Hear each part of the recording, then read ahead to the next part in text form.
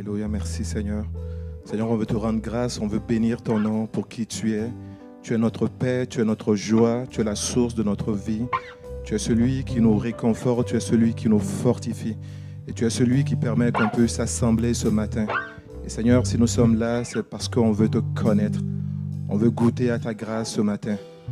On veut se prosterner devant toi. On veut te laisser toutes choses, Seigneur. Tu connais nos vies mieux que nous-mêmes. Et ce matin, nous voulons laisser tout de côté et tourner nos regards vers toi afin de trouver la joie en toi, afin de trouver la paix en toi, afin de trouver ce réconfort, ce soutien dont toi seul tu es capable de nous donner. Merci. Merci pour ce temps de louange qu'on a passé ensemble. Merci parce que tu vas conduire encore le restant de la journée. Tu vas nous diriger, tu vas nous parler. Et on te bénit, on loue ton nom ce matin. Amen. Amen. Merci à nos musiciens. Quelle joie pour moi ce matin de pouvoir partager la parole avec vous. Avant de continuer, j'aimerais tout simplement dire un grand merci à Pasteur Paul, à toute l'équipe pastorale pour la confiance, pour l'encouragement et pour le soutien qu'il m'apporte et le privilège que j'ai ce matin de pouvoir partager tout simplement ce que Dieu a mis sur mon cœur. Et vendredi dernier, j'étais avec la jeunesse, avec les jeunes ados. Et samedi, on était encore avec les jeunes adultes. Pour ceux qui ne me connaissent pas, mon nom est Simplice Djadja et je suis le responsable du ministère de la jeunesse ici au Carrefour. Et je peux vous dire ce matin que ce n'est pas le même feeling que j'avais vendredi et samedi. Je pense que les adultes ont quelque chose de particulier, d'un peu intimidant. Mais je pense que par la grâce de Dieu, je vais pouvoir terminer ce message. Donc, merci pour les jeunes gens qui sont là ce matin. C'est vraiment un encouragement pour moi. Merci. Oui, c'est vraiment un privilège de joindre ma voix à cette série estivale intitulée « Une question pour toi ». Et je voudrais ce matin aborder l'une des questions, je dirais, les plus célèbres dans la parole de Dieu, venant de Jésus lui-même. Et ça va être le titre de mon message qui est « Où est donc votre foi ?» Je nous propose aujourd'hui d'aborder cette question en plongeant notre regard dans la parole de Dieu. Et cette question, les disciples se sont vus poser la question, évidemment, par Jésus alors qu'ils étaient dans un bateau avec lui. Et tout d'un coup, il y a une tempête qui s'est abattue sur eux. Et dans le récit, à la fin, Jésus va leur poser la question, « Où est donc votre foi ?» On peut lire ensemble ce matin dans Luc 8, versets 22 à 25.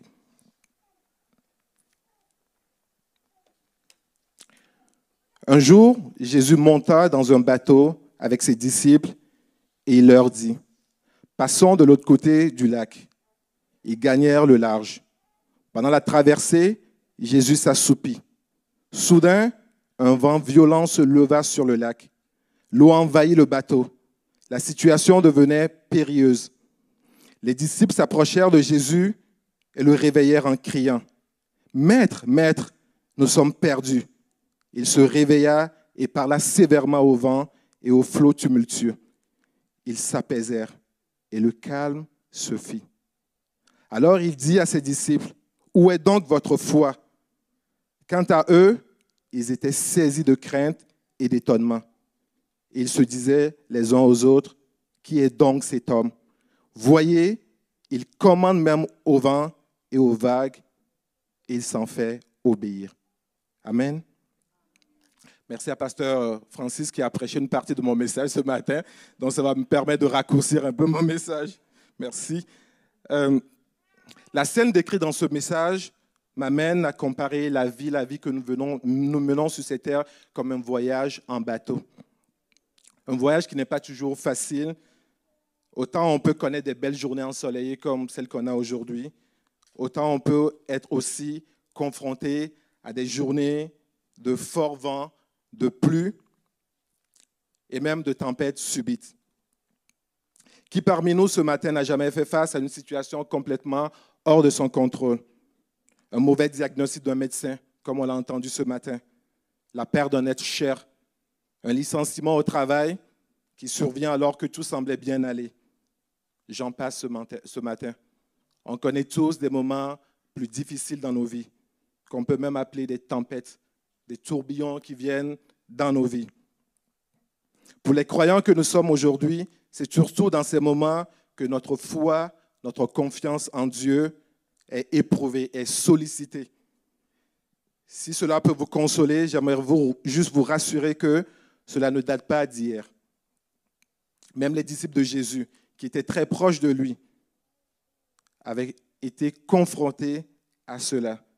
Et si nous considérons cette traversée en bateau, vous serez d'accord avec moi que ça prend un capitaine à bord d'un bateau. Un capitaine qui va pouvoir nous garantir que nous atteindrons le port sain et sauf. Et ce matin, je veux juste nous encourager à avoir cette réflexion que notre responsabilité, nous avons comme responsabilité en tant que chrétiens, en tant qu'humains, de faire confiance entièrement au capitaine à bord et de collaborer avec lui. Nous avons également la possibilité, l'option, de faire confiance au capitaine uniquement lorsque nous le jugeons pertinent. Nous pouvons également faire confiance à nous-mêmes et ignorer complètement la présence et les recommandations du capitaine à bord. Et ma question personnelle à vous ce matin est de savoir, avez-vous identifié votre capitaine à bord? Qui est le capitaine de votre bateau? Pour ma part, j'ai choisi Jésus, seul et unique capitaine à bord, et j'avoue quand même que coopérer avec lui peut être parfois difficile, parce que je ne comprends pas toujours ses façons de faire. Mais je travaille très fort, je persévère là-dedans, et je pense que ça va quand même assez bien, et je suis sûr qu'avec lui, je suis plus que tranquille. Est-ce qu'il y en a qui sont comme moi ce matin, qui ont fait confiance en Jésus et qui lui ont donné les clés de leur vie, qui leur ont donné le contrôle du bateau? Et je pense que c'est la meilleure des choses à faire. Dans les tempêtes de nos vies, la confiance en Dieu est plus que nécessaire. Mais devrions-nous, en tant que chrétiens, en tant qu'humains tout simplement, attendre d'avoir d'abord les tempêtes dans nos vies avant de chercher à développer cette confiance en lui? Et la question qu'on veut aborder ce matin, c'est la question de la confiance en Dieu. Et sur la base de cette question que Jésus a posée à ses disciples, où est donc votre foi? J'aimerais nous amener à trouver des réponses à une autre question qui découle de cette première question de Jésus. Comment développe-t-on sa foi? Comment je peux, en tant que chrétien, développer ma confiance en Dieu? Loin de prétendre de détenir une recette complète pour répondre à cette question, j'aimerais juste nous proposer quelques pistes de solutions. Avouons honnêtement que les questions de Jésus ne sont pas toujours faciles à répondre, bien qu'elles soient assez claires, assez simples. Elles nous poussent souvent à nous interroger nous-mêmes, à réfléchir. Et dans le passage que nous avons lu ce matin, Luc nous relate que les disciples, au lieu de répondre à la question que Jésus leur avait posée, ils étaient plutôt saisis de crainte et d'étonnement. Et je pense que si nous étions à la place de ces disciples, nous aurions la même réaction. Je vais juste prendre une gorgée d'eau, si vous le permettez.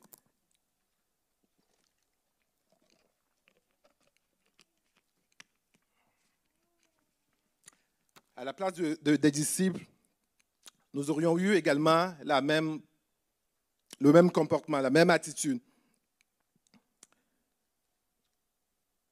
Les disciples, pour démontrer, je me posais la question, les disciples, pour démontrer leur confiance en Dieu, est-ce qu'ils ne devraient pas lui poser cette question? Est-ce qu'ils ne devraient pas le réveiller? Est-ce qu'ils ne devraient pas paniquer?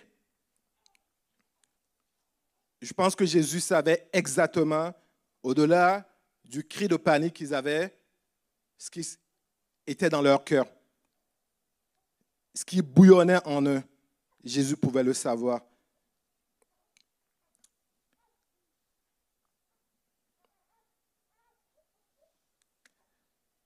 Il sait encore aujourd'hui que ce que nous ressentons lorsque nous faisons face à des difficultés, lorsque nous faisons face à des tempêtes dans nos vies, Et je crois que par expérience, dans nos tempêtes, dans nos difficultés, lorsque nous prêtons attention, lorsque nous rendons disponibles à Dieu, nous pouvons entendre sa voix qui nous dit, pourquoi crains-tu?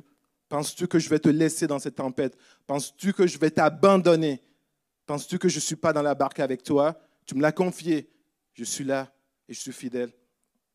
Et je veux dire ce matin à quelqu'un peut-être qui est là et qui vit des moments difficiles, qui vit des tempêtes dans sa vie, Jésus veut te dire ce matin qu'il est présent dans la barque, qu'il ne t'a pas abandonné, qu'il est là à tes côtés.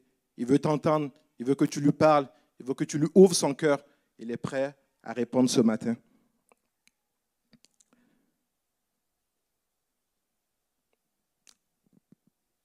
Bien que nous soyons des chrétiens, bien que nous croyons en Dieu, nous avons tous besoin de développer notre confiance en Dieu, afin de pouvoir tenir ferme, peu importe les circonstances, peu importe les difficultés que nous pouvons rencontrer dans nos vies. Et ce matin, je veux aborder 3 points avec vous. Mon premier point va consister à nous amener, à nous encourager à connaître véritablement Dieu par sa parole et non pas seulement de façon intellectuelle. Dans 2 Corinthiens 3, verset 6, l'apôtre Paul pouvait dire ceci. Il nous a aussi rendus capables d'être ministres d'une nouvelle alliance, non de la lettre, mais de l'esprit. Car la lettre tue, mais l'esprit vivifie. Bien-aimés, en acceptant de donner les commandes de nos vies à Dieu, nous entrons dans une nouvelle alliance avec lui, non pas parce que nous le méritons par nos œuvres, mais seulement par sa grâce. Dans ce texte, l'apôtre Paul faisait allusion à la loi de Moïse, aux commandements que les chrétiens de son époque, tout comme nous aujourd'hui, nous connaissons parfaitement. Connaître les versets bibliques et ne pas les pratiquer ni les expérimenter ne nous sert pas à grand-chose. Dans ce texte, Paul faisait allusion à la loi de Moïse. Et pour nous aujourd'hui, connaître les commandements de Dieu et se retrouver incapable par nos propres forces de s'y soumettre n'amène que tristesse et condamnation. Mais lorsque nous reconnaissons nos faiblesses et acceptons par la foi l'œuvre de Jésus à la croix pour nous, son esprit vient nous vivifier. Son esprit vient nous fortifier. Nous passons ainsi d'une connaissance simplement intellectuelle de la parole de Dieu à une vraie révélation de son esprit dans nos cœurs. Et Paul, dans sa lettre aux Romains, au chapitre 10, verset 17, écrivait ceci. Ainsi, la foi vient de ce qu'on entend, et ce qu'on entend vient de la parole de Christ. En effet, la parole contenue dans la Bible vient de Dieu et elle est digne de confiance. Cette parole est vivante encore aujourd'hui et capable de nous rapprocher de Dieu. Elle est capable de nous exhorter, elle est capable de nous encourager, de nous fortifier et de nous conseiller, de nous montrer la voie que nous devons suivre lorsque nous faisons face à des tempêtes. Connaître Dieu, mes frères et sœurs, d'une façon intellectuelle ne peut pas être d'une grande utilité pour nous. Et cela ne peut pas nous aider à développer et à renforcer notre confiance en Dieu. Cette connaissance peut faire de nous, la connaissance intellectuelle de la parole de Dieu, peut faire de nous de bons discoureurs, peut faire de nous de grands philosophes. Mais face aux tempêtes de la vie, elle ne pourra jamais nous garder inébranlables. Nous serons facilement ballottés par toutes sortes de vents, mais lorsque nous laissons cette parole de Dieu pénétrer nos cœurs, descendre au plus profond de nous, elle vient nous donner la vie, elle vient créer l'espérance dans nos cœurs, elle vient nous procurer le calme et une paix qui surpasse toute intelligence. Je ne peux pas croire que les disciples de Jésus ne connaissaient pas les grands prodiges qu'on peut lire dans l'Ancien Testament, dans lesquels Dieu a maîtrisé à maintes reprises les forces de la nature. Mais même s'ils n'avaient pas la Bible comme nous l'avons aujourd'hui, ils avaient quand même les rouleaux, ils avaient les tests sous forme de rouleaux. Ils connaissaient très bien probablement le récit de la mer Rouge. Ils connaissaient le psaume 65, versets 7 à 8 qui dit « Dieu a fermi les montagnes par sa force, il ceint de puissance, il apaise le mugissement des mers, le mugissement de leurs flots et le tumulte des peuples. » Ils connaissaient toutes ces paroles, mais ça ne les a pas gardés d'avoir peur. Ça ne les a pas gardés de crier « Au secours, Seigneur, viens nous aider, viens nous sauver de notre détresse ». Autant il nous est difficile de faire confiance aux gens lorsque nous ne les connaissons pas personnellement, autant il nous sera difficile de faire confiance à Dieu si nous refusons de prendre du temps pour le connaître d'une manière plus profonde. Et personnellement, c'est un défi pour moi. Je ne cherche pas à connaître Dieu seulement au travers de sa parole, mais je cherche à ce que sa parole puisse descendre au plus profond de moi et faire son œuvre. Oui, cela va exiger de notre part un certain investissement. C'est à travers la Bible que nous pouvons découvrir qui Dieu est véritablement, qui il est, de quoi est-il capable, quelles sont ses promesses à notre égard, qu'est-ce qu'il désire nous voir faire, quels sont ses plans pour nos vies. On a besoin de la parole de Dieu pour le savoir. Dans Jean 1, verset 12, 13, il est dit « Mais à tous ceux qui l'ont reçu, à ceux qui croient en son nom, elle a donné le pouvoir de devenir enfants de Dieu, lesquels sont nés non du sang, ni de la volonté de la chair, ni de la volonté de l'homme, mais de Dieu. » Si nous avons reçu Dieu, si nous avons reçu sa parole dans nos cœurs, alors nous sommes ses enfants. Et nous bénéficions de toutes les bénédictions qu'il a en réserve pour nous. Nous bénéficions également des corrections qu'il peut nous donner. Oui, les corrections, Dieu nous en donne aussi. Au travers des corrections, il nous enseigne, il nous éduque, il nous forme, il forme notre caractère. David pouvait dire dans Psaume 1, versets 1 à 3, « Heureux l'homme qui ne marche pas selon le conseil des méchants, qui ne s'arrête pas sur la voie des pécheurs et qui ne s'assied pas en compagnie des moqueurs. » Écoutez bien, mais qui trouve son plaisir dans la loi de l'Éternel et qui la médite jour et nuit. Frères et sœurs, trouvons notre plaisir dans la parole de Dieu. Au lieu de nous laisser distraire aujourd'hui par toutes sortes de nouvelles qu'on peut lire sur Internet, sur les réseaux sociaux, plongeons nos regards dans la parole de Dieu. Dans cette parole, il y a la vie, il y a l'espoir, il y a la joie, il y a la paix qui découle de cette parole-là. Loin de moi la pensée de dire que c'est toujours facile d'avoir une vie de lecture et de méditation de la parole assidue. On doit parfois se faire violence pour approprier cette parole, pour avoir vraiment cette relation avec la parole de Dieu. Mais je sais une chose, plus je plonge mes regards dans cette parole, pour la serrer dans mon cœur, plus ma confiance en Dieu augmente, plus ma foi en Dieu s'affermit. Et je suis sûr que chacun de vous l'a déjà expérimenté. En plongeant mon regard dans cette parole, mon assurance au soutien de Dieu est de plus en plus ferme. Je peux même expérimenter, dans l'attente d'une réponse, la joie, le calme et la paix qui vient de lui. Je ne l'ai pas encore reçu, mais j'ai cette paix en moi qui me garde serein, qui me garde confiant, malgré les circonstances que je vois, malgré les choses que j'entends. Je peux garder mes yeux, mes regards fixés sur Dieu.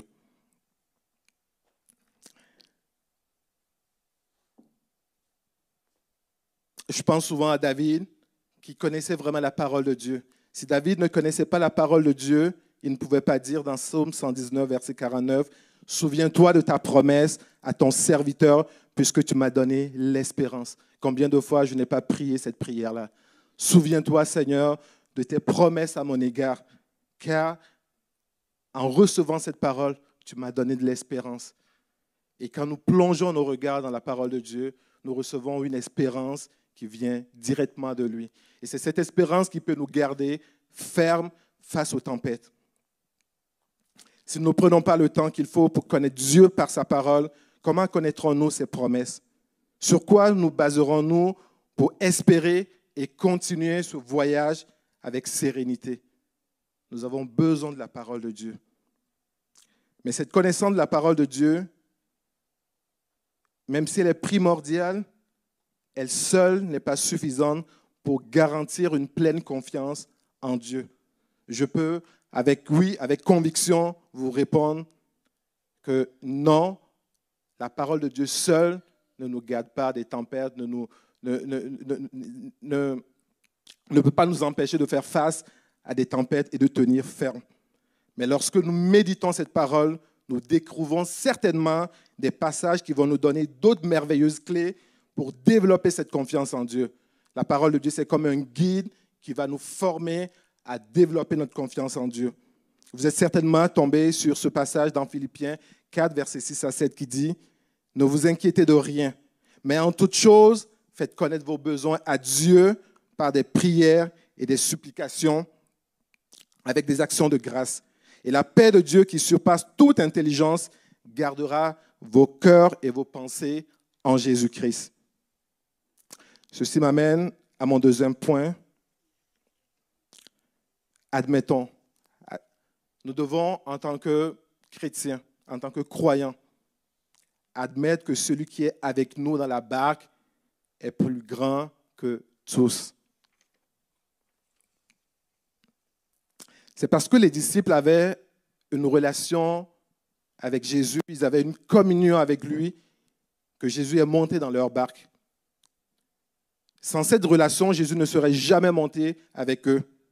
Lorsque la tempête est survenue, les disciples n'avaient vraisemblablement pas une grande foi. Mais une chose est certaine, ils étaient conscients de la présence de quelqu'un de plus grand que eux dans cette barque-là. Tout le monde sait que c'est des pêcheurs professionnels. Ils avaient quand même une grande expérience concernant la navigation navale, mais ils n'ont pas ignoré la présence de Dieu. Ils ne se sont pas fiés sur leur propre expérience. Ils ont reconnu que dans cette barque, il y a un capitaine, il y a quelqu'un qui détient toutes choses, vers qui on peut se tourner. Sur la base de ce qu'ils savaient faire, je pense qu'ils ont certainement essayé quelques manœuvres pour essayer de redresser la barque, pour essayer de vider un peu la barque qui recevait de l'eau. Et c'est bon d'essayer. C'est bon d'essayer lorsque des tempêtes viennent dans nos vies. C'est bon d'essayer toutes sortes de choses. Mais n'oublions jamais que celui à qui nous avons donné nos vies, il a le contrôle. Lui, il peut parler au vent, il peut parler aux situations, il peut régler nos problèmes.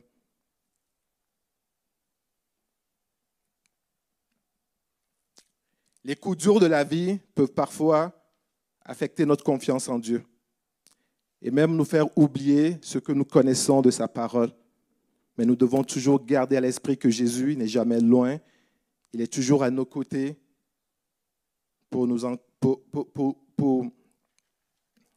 prêter secours, pour nous tendre sa main et pour nous soutenir. Moi, je pense que la question que Jésus posait à ses disciples, où est donc votre foi, ce n'était pas un reproche qu'il leur faisait. Mais il voulait juste leur demander, pourquoi vous ne mettez pas votre foi en pratique? Pourquoi vous ne mettez pas votre foi en action? Vous avez vu tout ce que j'ai fait dans le passé. Pourquoi aujourd'hui, face à cette tempête, vous n'avez pas cette assurance-là que je vais pouvoir vous sortir de là? En plus, Jésus était dans la barque aussi.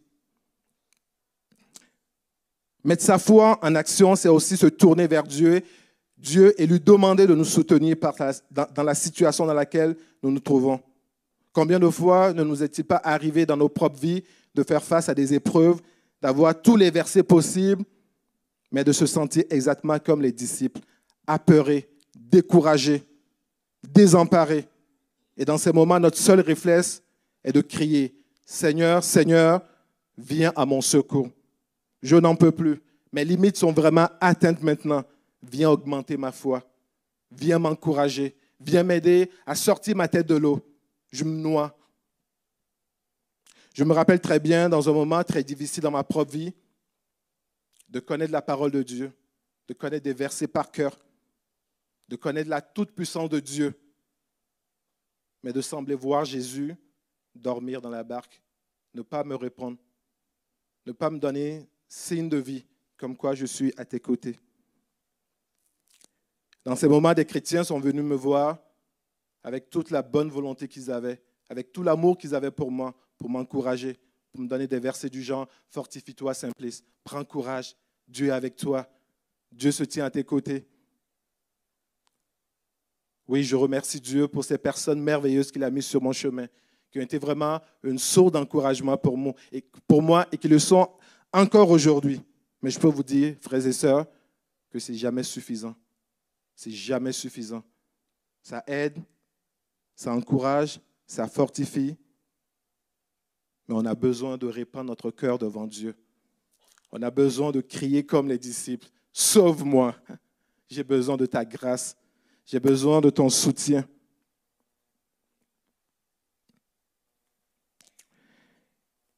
Et parfois, on peut avoir l'impression que Jésus dort dans la barque, qu'il est complètement ailleurs, qu'il ne se soucie plus de nous.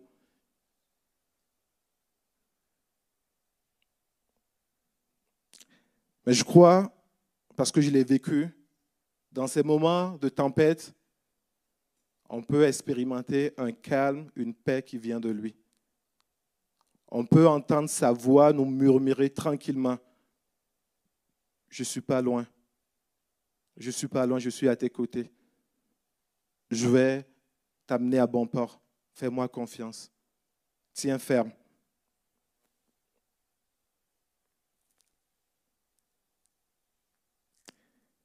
Et parce qu'il nous aime, il ne permettra jamais qu'on soit complètement abattu dans cette tempête-là.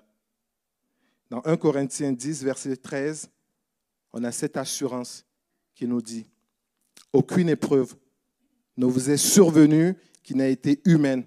Or, Dieu est digne de confiance. Il ne permettra pas que vous soyez mis à l'épreuve au-delà de vos forces. Avec l'épreuve, il ménagera aussi une issue pour que vous puissiez la supporter. » Romains 5, versets 3 à 4 dit ceci. « Bien plus, nous nous glorifions même des afflictions, sachant que l'affliction produit la persévérance, la victoire dans l'épreuve, et cette victoire, l'espérance. » La connaissance de Dieu par sa parole, la prière, sont incontestablement des moyens pour renforcer notre foi en Dieu. Une des choses flagrantes qu'on remarque dans la vie de Jésus et de ses disciples et même des apôtres est que personne d'entre eux n'a fait route seul. Jésus lui-même était toujours entouré des disciples. Au moment de les envoyer en mission pour propager la bonne nouvelle de l'Évangile, il les envoya 2 à 2. On voit la même chose avec Paul également. Dans ses différents voyages missionnaires, il s'assurait toujours d'avoir un compagnon. Pourquoi?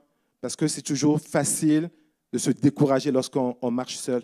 Mais lorsqu'on est 2, lorsqu'on est 3, on peut s'encourager, on peut se fortifier, on peut tendre la main à l'autre lorsque l'autre tombe et s'encourager, fortifier et persévérer dans cette voie-là. Moi, je crois que seul, c'est facile de se décourager. On a besoin du soutien, du réconfort, des conseils et de l'encouragement de nos frères et sœurs dans la foi. Parce qu'ils ont traversé d'autres tempêtes, peut-être avant nous.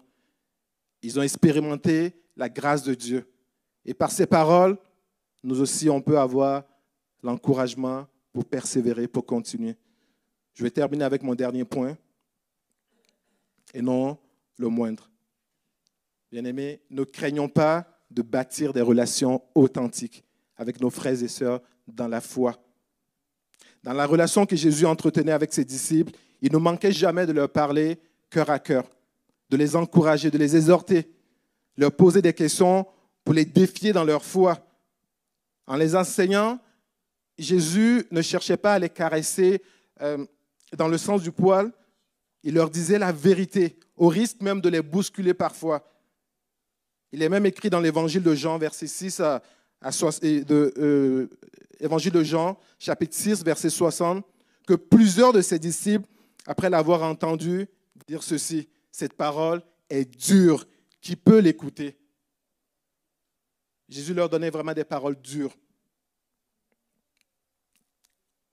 Nous aussi, nous avons besoin de nous entourer de gens qui ne nous font pas seulement des éloges, mais qui sont capables de nous dire la vérité dans l'amour, qui sont capables de nous exhorter, de nous ramener sur le droit chemin lorsque nous nous écartons, de nous dire des vraies affaires qui vont nous permettre de nous questionner et de changer ce qui doit être changé dans nos vies. Nous avons absolument besoin des autres pour grandir dans la foi. La confiance que les autres chrétiens, les autres frères et sœurs qu'on connaît dans la foi, ont en Jésus, leurs témoignages et leurs expériences peuvent être de grandes sources d'encouragement pour nous dans notre marche avec Dieu. Combien de fois ne sommes-nous pas encouragés, fortifiés dans notre propre marche avec Dieu en entendant le témoignage de quelqu'un, en entendant le témoignage d'un frère qui a vécu une guérison miraculeuse, qui, à la recherche d'un travail, a vu vraiment la main de Dieu, a vu vraiment une porte s'ouvrir et cette porte ne peut qu'être où. Cette personne nous donne cette conviction que c'est Dieu qui a ouvert cette porte devant elle. Nous avons besoin, frères et sœurs, d'entretenir des relations authentiques les uns envers les autres, d'être honnêtes avec nous-mêmes et avec les autres. Car c'est seulement lorsque nous nous montrons tels que nous sommes et reconnaissons honnêtement ce que nous vivons que nous pouvons expérimenter la communion authentique avec les autres. La Bible dit dans 1 Jean, verset 1, 1 Jean 1, verset 7 à 8. Mais si nous marchons dans la lumière, comme il est lui-même dans la lumière, nous sommes mutuellement en communion et le sang de Jésus, son Fils, nous purifie de tout péché. Si nous disons que nous n'avons pas péché, nous nous séduisons nous-mêmes et la vérité n'est point en nous.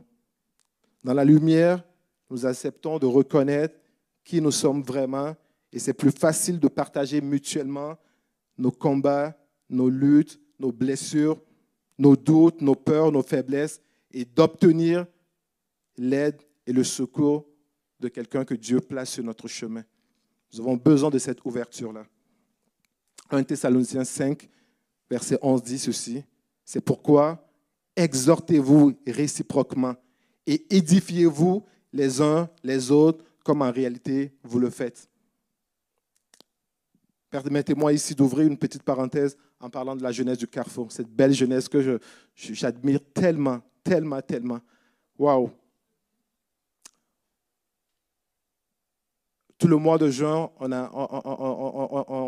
a fait une série sur Dieu dans nos épreuves. Et la formule, c'était de permettre aux leaders jeunesse de donner leur témoignage, de partager leur vulnérabilité, ce qu'ils ont vécu, les doutes qu'ils ont vécus, les tempêtes qu'ils ont vécues dans leur vie, et de pouvoir partager ce que Dieu a fait pendant ces tempêtes-là. Ils sont témoins aujourd'hui, c'était vraiment une très belle série, une bénédiction pour la jeunesse. Et à chaque réunion, à l'appel, je pouvais voir partout dans la salle des jeunes gens qui levaient la main à l'appel et qui demandaient vraiment la prière, qui se montraient vraiment vulnérables, authentiques. Ils n'avaient pas peur de se faire juger, mais ils savaient vraiment qu'ils avaient besoin de Dieu. Ils avaient vraiment besoin de Dieu et ils devraient ouvrir leur cœur afin qu'on puisse le savoir, connaître ce besoin et de prier avec eux. Je veux remercier vraiment tous ces leaders jeunesse qui ont été vraiment une source d'encouragement, non seulement pour les jeunes ados, mais pour moi aussi. Récemment, on a démarré un nouveau groupe pour les jeunes adultes parce qu'il y avait un besoin d'aborder des questions existentielles avec les jeunes adultes, de pouvoir s'encourager, de pouvoir s'édifier. Parce qu'on vit, comme on le disait hier, on nage à contre-courant. Le courant veut nous emporter.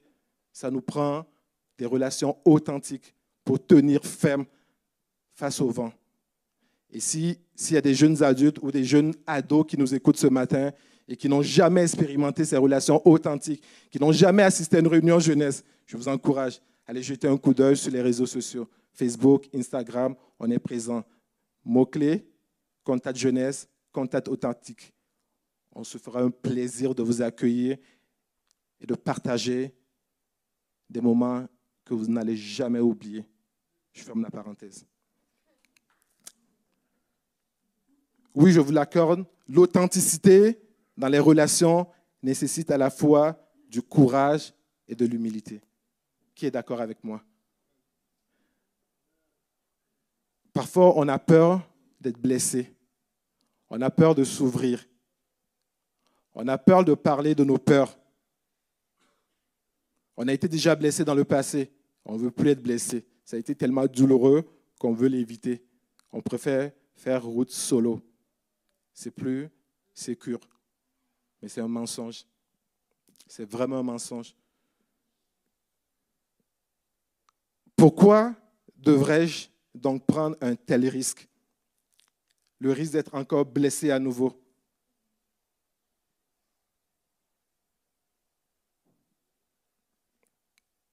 Parce que c'est un moyen par lequel Dieu nous fait grandir spirituellement. Je suis convaincu de cela. Je l'expérimente jour après jour. Dieu nous fait grandir au travers de nos relations authentiques. Et nous garde en bonne santé émotionnelle. La Bible dit, prenez l'habitude de vous confesser mutuellement vos péchés et de prier les uns pour les autres afin d'être guéris. C'est écrit dans Jacques 5, verset 16. Comment peux-tu te confier à une autre personne si tu n'as pas pris le temps au préalable de développer une relation de confiance avec cette personne? C'est de notre responsabilité de développer des relations authentiques avec les autres. C'est difficile, pas toujours facile, mais demandons l'aide de Dieu. Demandons sa grâce. Il est prêt pour le faire. Alors que les musiciens me rejoignent, j'aimerais juste terminer avec ceci. Moi, je crois, personnellement, que la parole de Dieu, la connaissance de la parole de Dieu, la prière, des relations authentiques sont comme une corde à 3 brins qui ne se rompt pas facilement et qui nous aident à tenir ferme pendant les tempêtes et à grandir dans notre confiance en Dieu. Le savoir et le vivre, c'est 2 choses différentes. Nous avons besoin de la grâce de Dieu. Nous ne pouvons que l'implorer. Nous ne pouvons que lui demander, Seigneur, tu vois le niveau de ma foi. Tu vois combien je suis abattu. Ça me prend ta grâce pour remonter la pente.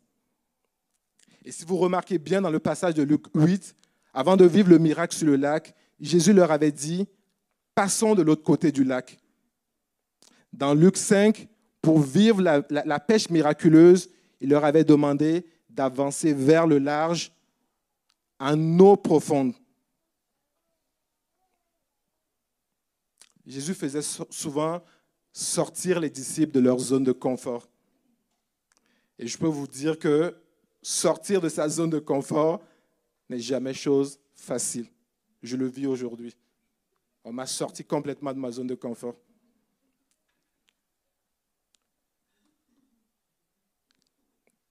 Et dans cette zone de confort, c'est là qu'on apprend la dépendance envers Dieu. On n'est plus en contrôle. On a besoin de lui.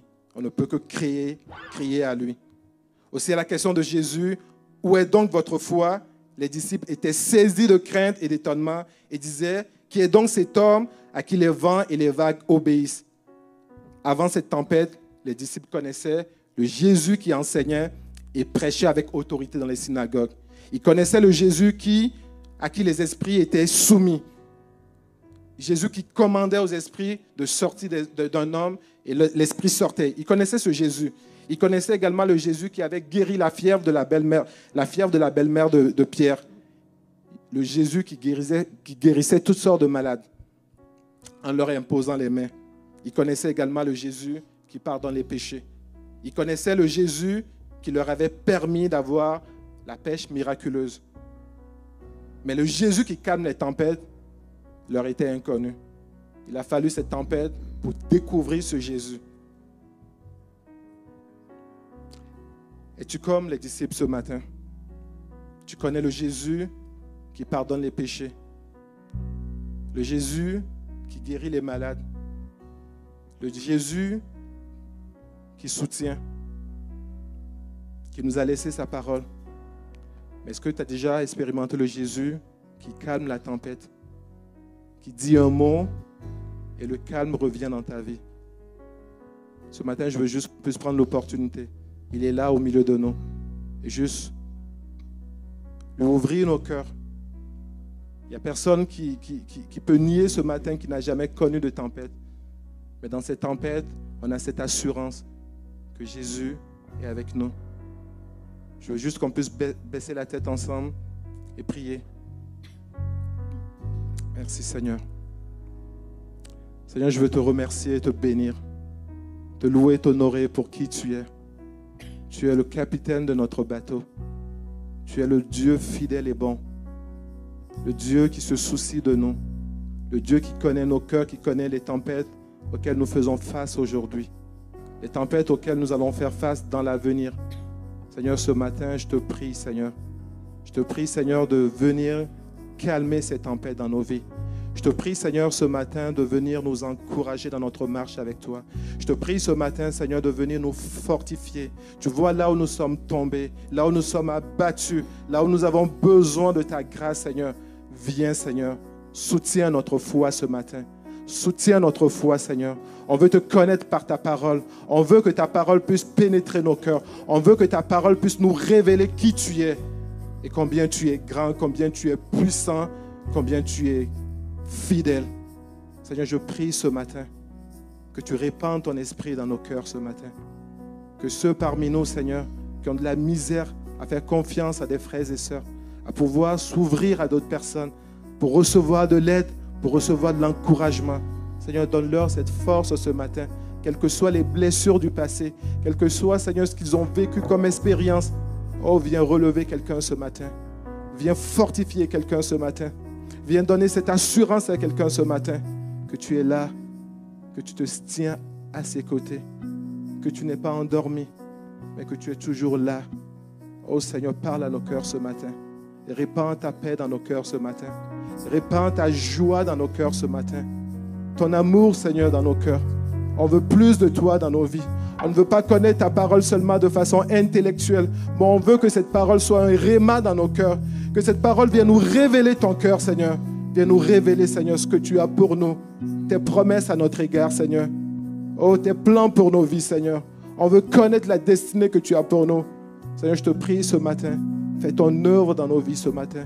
Fais ton œuvre, Seigneur, dans nos cœurs ce matin. Oh, béni soit ton nom. Béni soit ton nom. Sois loué. Alléluia. Amen.